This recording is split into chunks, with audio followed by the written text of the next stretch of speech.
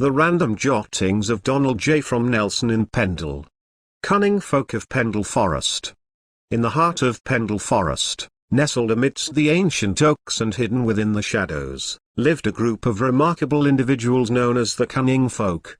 These enigmatic healers and wise folk had practiced their craft for generations, carrying the torch of ancient wisdom and mystical knowledge that had been passed down through the ages. The Cunning Folk of Pendle Forest were a close-knit community, bound by their unique abilities and their shared purpose, to aid their fellow villagers in times of need. They were the healers, the diviners, and the protectors against the dark forces that occasionally plagued the region. Their practices were both a source of solace and wonder for the people of Pendle. At the heart of this community was Eliza, a woman whose reputation as a cunning woman was unmatched. With eyes as deep as the forest itself and a mane of raven-black hair that cascaded like a waterfall, she was seen as both a wise sage and a beacon of hope. Eliza was well versed in the secrets of herbs and remedies, able to heal ailments that had baffled even the most learned physicians. One chilly autumn evening, a knock came at Eliza's door. A young woman named Anna stood trembling on her doorstep, her eyes filled with fear and despair.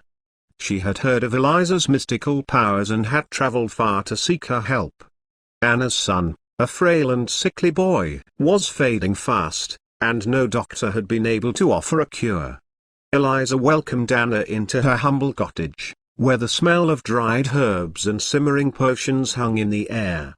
She listened intently to Anna's story and examined the boy with a gentle touch. With a knowing nod, she began mixing herbs and chanting ancient incantations, her fingers moving with a grace born of years of practice. Days turned into weeks, and the boy's health slowly began to improve. Anna watched in awe as her son's color returned, and his laughter once again filled the house. Grateful tears filled her eyes as she embraced Eliza, who simply smiled and whispered, "The forest has its own magic, my dear." News of Eliza's miraculous healing abilities spread like wildfire through the village, and soon, she found herself tending to the sick and the troubled day and night. The Cunning Folk of Pendle Forest rallied around her, assisting in their own unique ways. Some were skilled in the art of divination, while others crafted charms and amulets to ward off malevolent spirits.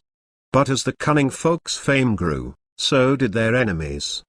Rumors of witchcraft began to circulate, and soon, whispers turned into accusations.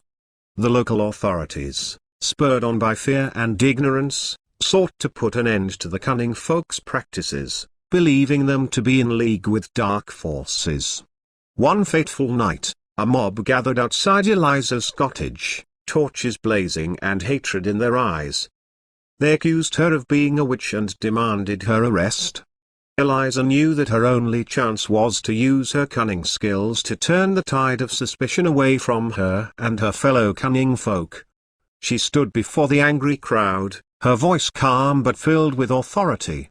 She explained the true nature of their craft, the centuries-old tradition of healing, protecting, and serving the community. She emphasized that they were not witches but guardians of the old ways, using their knowledge for the betterment of all. Eliza's words resonated with the villagers, many of whom had experienced the compassionate aid of the Cunning Folk. Slowly, the anger in their hearts began to wane, and they dispersed into the night, leaving Eliza and her community in peace.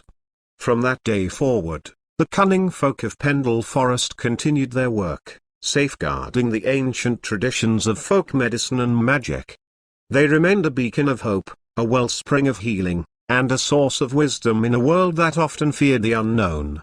And through their craft, they proved that the true magic of Pendle Forest was not found in spells or curses but in the power of unity, compassion, and the enduring spirit of community. By Donald J.